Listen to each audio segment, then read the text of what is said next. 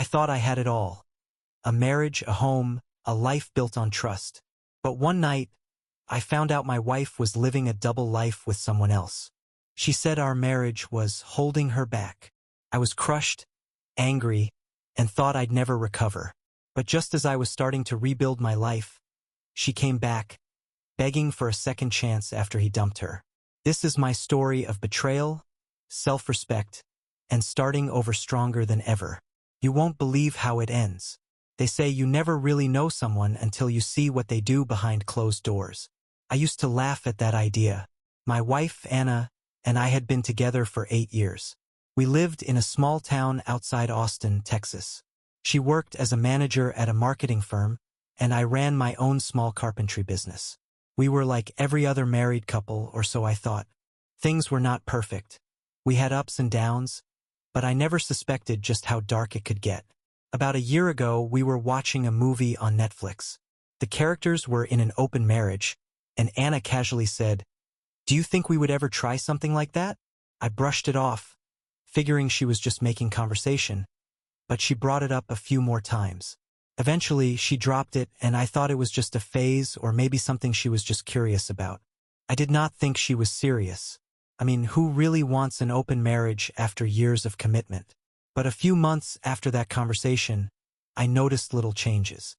It was nothing obvious at first. She would dress up more than usual, wearing clothes I had never seen her wear before, and her makeup was perfect. At first, I thought she was just trying to feel good about herself. We were both getting older, and maybe this was just her way of staying fresh, staying confident. But then she became distant, really distant. I could not even remember the last time we were physically close. She would come home late and say she had to stay at work to finish up a project. She was always on her phone, laughing at messages and turning away when I came near. I asked her if she was seeing someone, and she looked at me like I was out of my mind. "Of course not," she snapped, almost insulted by the suggestion.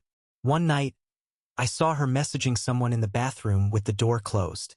When I asked her about it, she said she was talking to her mom. It seemed harmless enough, but there were more signs I could not ignore. She started taking more business trips, suddenly needing to travel to Houston, Dallas, and even Phoenix. When I asked her why she was traveling so much, she said it was for networking opportunities. The woman I knew was not the type to jump on a plane just to shake hands and meet new people. My gut told me something was very wrong. The final straw came one Friday night. I was supposed to meet her at my niece's birthday party, but she called at the last minute to say she was working late and would catch up with us later. That night, I decided to check our bank statements to see where she was spending all this time away. She had no idea I had access to the account. When I logged in, I could not believe what I saw. There were charges from a fancy restaurant downtown on nights she had told me she was at work. There were hotel charges on random weekdays. I felt my blood boil as I clicked through each transaction. I started wondering who I had been married to all these years. I kept digging. I saw she had taken out cash at strange hours and charged meals at places I knew she would never go alone. But the worst came when I found a hotel reservation for a weekend. She had told me she was attending a team-building retreat with her coworkers. It was at a luxury hotel right in the heart of Austin. I called the hotel and pretended I needed details about our upcoming stay. The receptionist said Anna had checked in with another guest, a man named Ryan. The air left my lungs. I had no words. All I could think about was the casual question she had once asked me about an open marriage. That was when it hit me. She had been testing the waters. She wanted to see how far she could push it, and I had just let her. I spent the next few days in a fog, playing the part of the clueless husband while I gathered every bit of evidence I could. The betrayal felt like it was tearing me apart from the inside, but I was determined not to let her see it. I wanted her to come clean, to admit what she was doing behind my back, but she played it off day after day, as if I were the crazy one for asking questions. It was like living in a bad dream where the person you trust the most is not who you thought they were. Eventually, I confronted her. I showed her the bank statements, the hotel reservations, and all the evidence I had gathered. She denied it, even as I laid out every detail.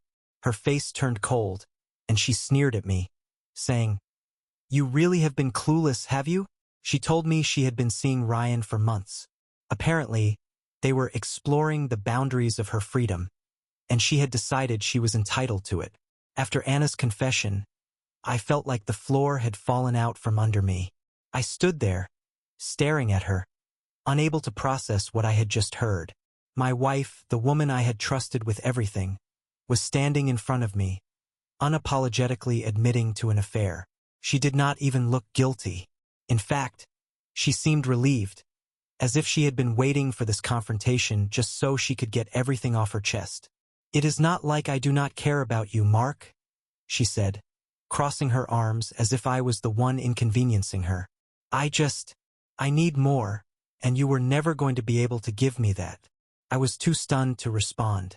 I had heard of people justifying affairs, but I never thought I would hear it come from my own wife. I had always been supportive of her career, her ambitions, her passions. I thought we were a team. But here she was, telling me that I had been some kind of placeholder while she went off and fulfilled whatever needs she thought I could not meet. When I finally managed to get words out, they came out in a whisper. "So, you just decided to go behind my back, to lie to me every single day?" Her response was as cold as ice. "Honestly, Mark, I did not think you would understand if I told you. You are a good guy, but you are so traditional. You would never have gone for this if I asked you outright. So I took control. I did what I needed to do." It was like she had rehearsed those words. There was no remorse, no flicker of regret. All I could see was a stranger standing in front of me, someone who had been hiding behind a mask for God knows how long. I wanted to yell, to scream, to ask her how she could do this to me after everything we had been through. But I could barely hold myself together, so I just listened as she continued to justify herself.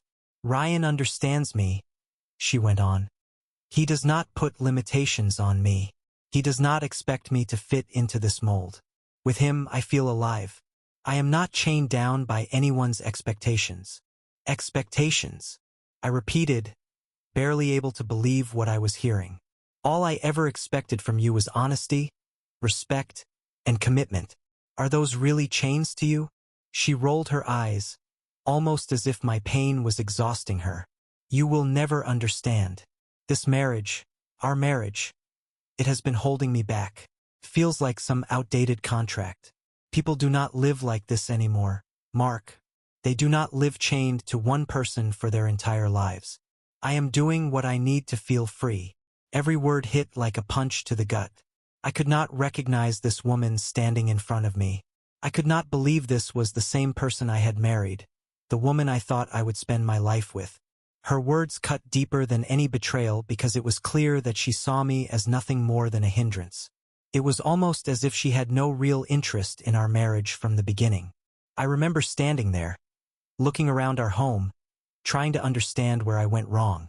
The pictures on the wall, the furniture we had picked out together, every single thing in that room felt like a lie. How long had she been waiting to tell me all this? How many nights had she been with him while I thought she was just working late? I wanted her out. Every second I stood there, the rage inside me grew, but I was not going to let her see it. I was not going to give her the satisfaction of seeing me break down. I had always prided myself on being level-headed, and I was not going to let her destroy that part of me. Not after everything she had done. "Fine," I said, my voice steady even as my heart felt like it was shattering. "If that is how you feel, then go. Go be with Ryan or whoever else. You want freedom? You have it. But you are not taking anything from me." She looked surprised, almost taken aback by how calm I was. She expected me to fall apart, to beg her to stay, but I was not going to give her that satisfaction. I had too much self-respect to grovel for someone who had shown me so little respect in return. Anna looked at me with a strange expression, almost as if she was seeing me for the first time. "So, that's it? You're just going to let me walk away?" "I am done," I said firmly. "You made your choice a long time ago. You just waited until now to let me in on it. There is no coming back from this, Anna. You have made sure of that." I walked out of the room before I could see her reaction. I could not bear to be near her anymore. I grabbed my coat and keys and headed out of the house, needing air, space, Anything that would keep me from crumbling right there. As I got into my truck, the reality of what had just happened began to sink in. My marriage was over. The life I had built, the woman I thought I loved, all of it was gone in a matter of minutes. But as I sat there, letting the silence fill the space, something else started to creep in, a sense of clarity. Anna had shown me exactly who she was, and as painful as it was, I realized that I did not need someone like that in my life. I deserved better than a partner who saw me as an obstacle, as a prison holding her back. This was not going to break me. She had already taken enough, and I was not about to let her take anything more. I started the engine and drove, not knowing where I was headed, but determined to find a way out of the mess she had created. I drove aimlessly for hours that night, my mind spinning with anger and hurt. I kept replaying every conversation, every laugh, every supposed business trip. I wanted to hate her, but the truth is, I was mostly disappointed in myself. How could I not have seen it? I had been a trusting fool, believing in some fairy tale that only one of us actually cared about. By morning, I knew what I had to do. I went back to the house, grabbed a suitcase and packed some essentials. Anna was still asleep when I left. I wrote a note and left it on the kitchen counter. No pleading, no anger, just a simple statement that I was done, and I would be in touch about the details. I did not owe her anything more than that. For the next few weeks, I stayed with my brother, Matt. Matt had always been my rock, the kind of guy you could depend on. He did not say much when I showed up at his place, suitcase in hand, just nodded and let me in. We spent nights on his back porch, sipping beers in silence, and I appreciated that he did not push me to talk until I was ready. Eventually, I opened up and told him everything, from Anna's hints about open relationships to the moment I found out about Ryan.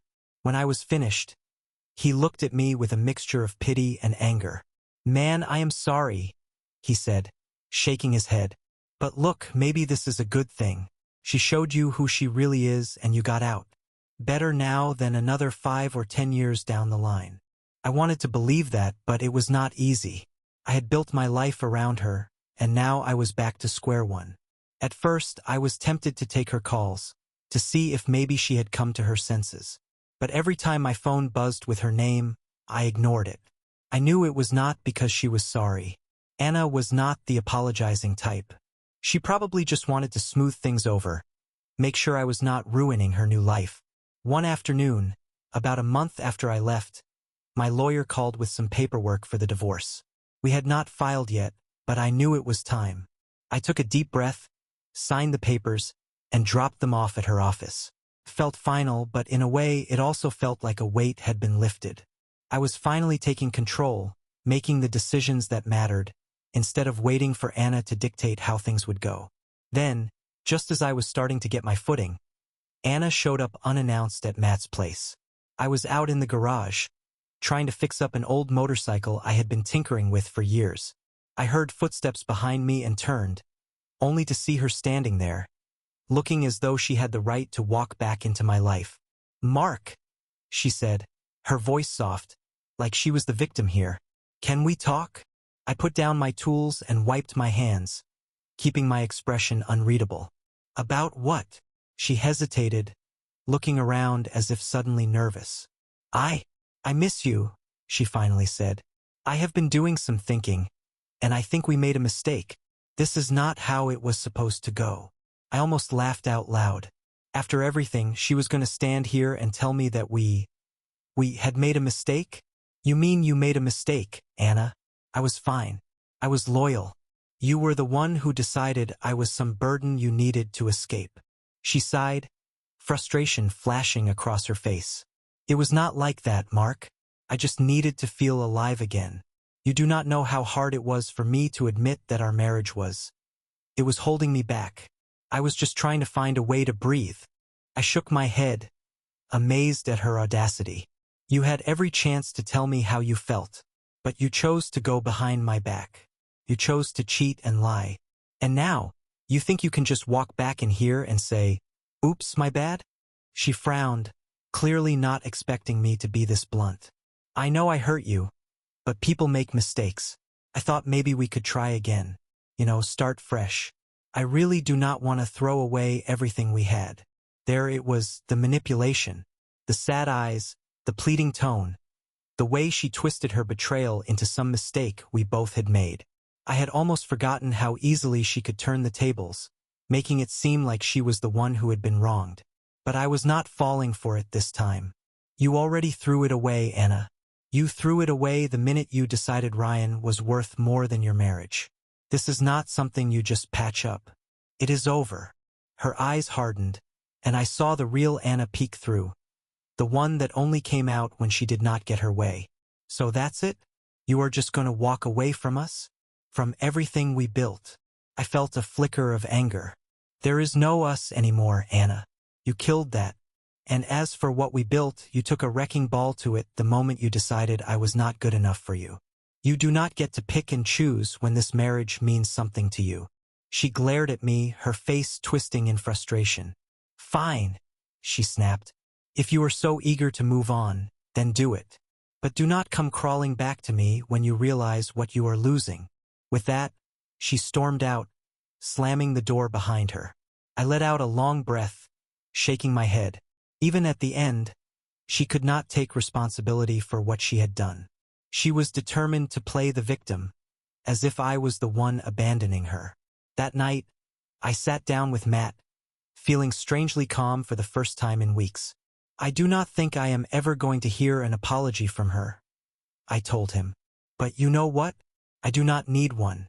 I am done with her. I have got nothing left to say. Matt clapped me on the shoulder, nodding. Good for you, man. She is not worth the pain. Move on. Find someone who actually cares. You deserve better. And for the first time, I actually believed him. I was finally ready to let go of the past, to stop letting her control my life. This was my chance to rebuild, to start over on my own terms. After that final showdown with Anna, I finally started to feel like I could breathe again. No more waiting for her calls. No more wondering if she'd show up out of the blue. I was free, really free, and I hadn't realized how much I needed that. The divorce went through without much drama. She had a lawyer, of course, but even she didn't try to argue for more than what was fair. I think she knew I'd stand my ground. Once the papers were signed, I decided to throw myself into my work. I spent long days out in the workshop building new pieces, taking on extra jobs. Work had always been a refuge for me, and now it felt like a lifeline. My carpentry business was small but steady, and it gave me purpose. I wasn't just killing time. I was rebuilding my life with my own hands, one day at a time. About 2 months later, I received a call from an old friend, Sarah, who owned a boutique home decor shop in Austin. We'd known each other for years, and she'd been a good friend through everything with Anna. She'd even helped me find a few clients when I was just starting out. This time, though, she wasn't calling for business. Mark, I know it's short notice, she said, but I've got an opening for a big showcase event next month, and I think your pieces would be perfect. We've been getting more high-end clients, and this could be great exposure for you. I hesitated, unsure if I was ready to step out of my comfort zone. But then, I realized I had nothing holding me back anymore. The life I'd once built around Anna was gone, and there was no reason to keep playing it safe. You know what, Sarah? I'll do it.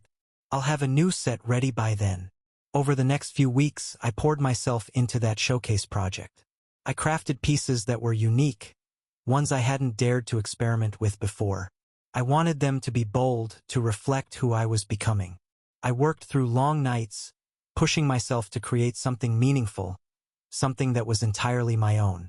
The showcase night was nerve-wracking, but it ended up being a huge success. My pieces sold almost instantly, and I even got a few clients asking for custom orders. As I stood there, surrounded by people admiring my work, I felt a sense of accomplishment I hadn't felt in years. It wasn't about proving anything to Anna, or even to myself. It was about finding my own strength, realizing I could stand on my own 2 feet. A few days later, I got an unexpected message on social media from Anna. At first, I thought it was some spam or a mistake. But no, there it was. A message from her, trying to start a conversation like nothing had happened. I almost deleted it without reading, but curiosity got the better of me. Hey Mark, she'd written. I know it's been a while. I just wanted to check in and see how you're doing. I saw your showcase online. Congrats. It looks like things are going really well for you. Would you be open to meeting up sometime? I'd love to talk. I stared at the message, feeling a mix of emotions. Part of me was tempted to respond, to finally get some closure or at least see if she had changed at all. But deep down, I knew what she was really after. Anna didn't reach out to people out of kindness or regret. She reached out when she felt she was losing control, when she thought someone else was moving on without her. Ignoring the message, I moved on with my day. I wasn't about to let her back in, not after all the damage she had done. It was just like her to come back now that things were going well, as if she could just waltz in and reclaim her place in my life. I was done with that chapter, and I wasn't about to reopen it just because she was feeling lonely or regretful. That weekend, I headed back to Matt's place for a cookout. It had become a bit of a tradition for us, and it gave me a chance to unwind after the busy showcase. While I was there, I mentioned Anna's message, expecting him to give me a hard time. Instead, he just nodded and said, "That's classic Anna. She can't stand seeing anyone else succeed without her. Don't even think about answering her, man. She's not worth it." "Yeah, I know," I replied, feeling more sure of myself. She's history, and that was it. I left Anna's message unanswered and went back to living my life. My business kept growing and I started meeting new people. Friends, colleagues, even a few women I went out with casually. I wasn't ready for anything serious, but it felt good to be in control, to make my own choices without anyone else dictating my life. One day, while I was in the middle of a custom project for a new client, I got a call from Sarah. Her voice was tense, almost hesitant, which was unlike her. "Mark, I didn't want to bring this up, but I just got a message from Anna," she said. "She's trying to get information about your projects. I thought you should know." Hearing that, I felt a wave of frustration. Anna was still trying to dig her way back into my life, even after all this time. It was as if she couldn't handle the fact that I was moving on without her. "Thanks for letting me know, Sarah," I replied. "But she doesn't matter anymore. I've got bigger things to focus on." And it was true. I had new clients, new projects, and a life that felt more like my own than ever before. The showcase had opened doors I hadn't even known were there, and I was determined to walk through every single one of them. Life was finally feeling good, even exciting. Every day, I got to wake up and make something that felt meaningful. The projects kept coming in, and I was working harder than ever, but it was the best kind of exhaustion. For the first time in years, I felt like I was building something real. Not for someone else, not for some imagined future with Anna, but for myself. I had even started hiring a small team to help with larger orders, and we were working out of a bigger workshop I had rented. Things were falling into place in a way I never could have imagined before. A few weeks later, out of nowhere, I got another message from Anna. She said she was going through a rough time and could use a friend. I could practically see her standing there with those sad eyes, waiting for me to feel sorry for her. But I knew better now. I didn't even hesitate before deleting it. I thought that was the end of it, but Anna was persistent. A few days after that message, I got a knock on my door late one evening. I opened it, and there she was, looking worn out, her eyes red like she had been crying. I couldn't believe she had actually shown up at my place. "Mark, I didn't know who else to turn to," she said, her voice breaking as she looked up at me. "Ryan left. He was seeing someone else the whole time. I don't know where to go." I stood there in silence for a moment, taking in the scene. She looked so lost, so vulnerable, and for a split second, I felt a flicker of the old sympathy I used to have for her. But then I remembered all the nights I had sat alone, wondering if she would ever come home, all the times she had lied to my face. She was only here because she had run out of other options. "You know, Anna," I finally said, keeping my voice calm, "I spent years putting you first, waiting for you to feel free, for you to finally realize what we had. And the second I find my own freedom, you come knocking, looking for sympathy." She flinched, clearly not expecting me to stand my ground.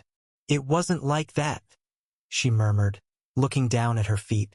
I didn't know what I wanted back then. I thought I was doing the right thing. And what about now? I asked, leaning against the doorframe. Do you know what you want now? Because I'm not here to be a backup plan.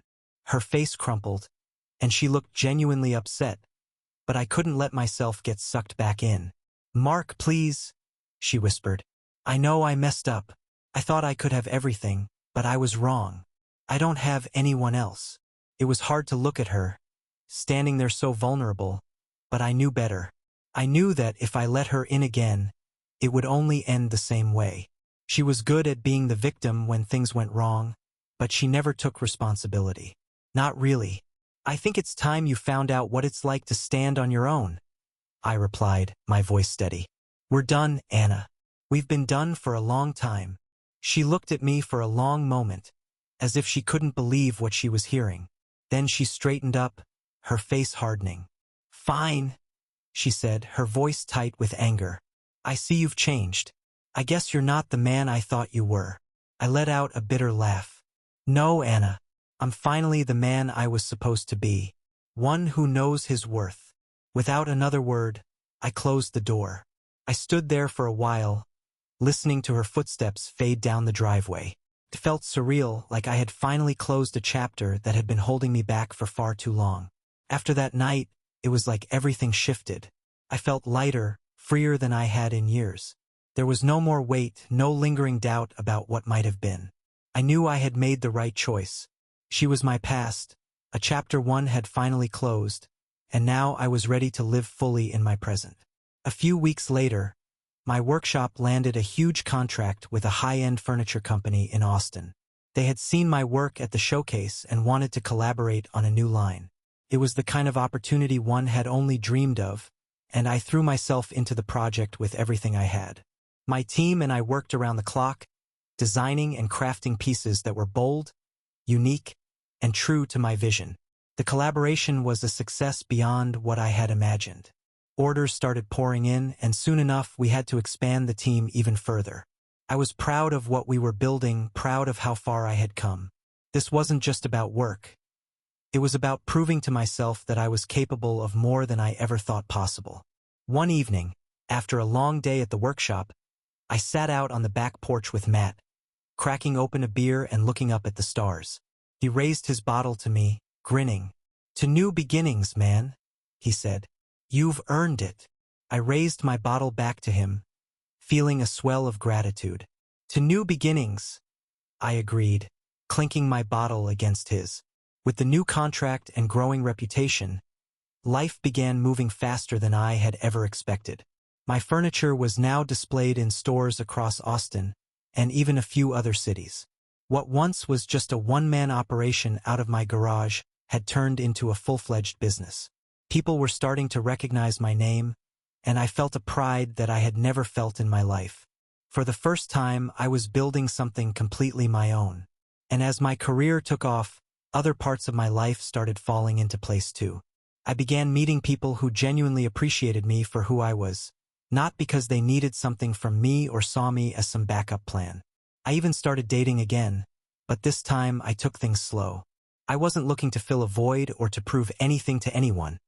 I just wanted to enjoy the simple pleasure of spending time with someone who valued me. One evening, I found myself at a small art exhibit downtown. I had been invited by one of my new friends, a fellow woodworker named Rachel who I had met at a trade show. We'd gotten to know each other over the past few months, sharing ideas and occasionally collaborating on projects. She was sharp, funny, and had a passion for her work that matched my own. As we walked through the exhibit, admiring the sculptures and handmade pieces on display, I realized how much I enjoyed her company. We didn't need to talk about the past or rehash old wounds. We were both just two people who loved creating things and who happened to find joy in each other's presence. At one point, Rachel turned to me, her eyes bright. I have to ask, she said with a grin. What finally made you go all in on your business? I know how tough it can be to take that leap. I thought about it for a moment, the memories of the past year flashing through my mind. Honestly, it was letting go of what was holding me back. Once I stopped trying to make everyone else happy and started focusing on what I really wanted, everything just fell into place. She nodded, her smile warm.